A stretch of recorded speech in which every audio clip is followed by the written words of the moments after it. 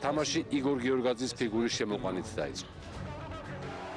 თბილისში იგორ გიორგაძის მხარდამჭერი პარტია შეიქმნა, რომელიც შეეცადა პოლიტიკურ ოპოზიციად ქცეული იყო.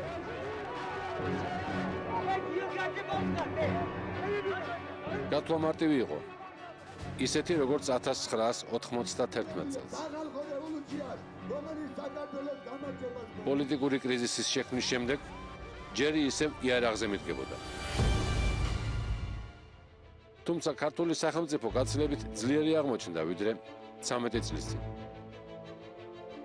თქვენ ბრძანდებით არაკაც, არამბზადა, რომელსაც უნდა რომ საკუთარი ქვეყანა დაამონა. მე რო ჩამოვალ, შენი შენობაზე ნუ გადადიხარ. ლიანი გუნდი გასწრებაზე გადარბენებზე იგორ. საქართველოს ხელისუფლებამ პარალელურად გაყინული კონფლიქტების მოღორებისაკენ ნაბიჯების გადადგმა დაიწყო. ეს უკვე მეტისმეტი აღმოჩნდა. არავითარ შემთხვევაში რუსეთისათვის არ იყო ხელსაყრელი ამ კონფლიქტების სტრატეგიული თვალსაზრისით მოგვარება.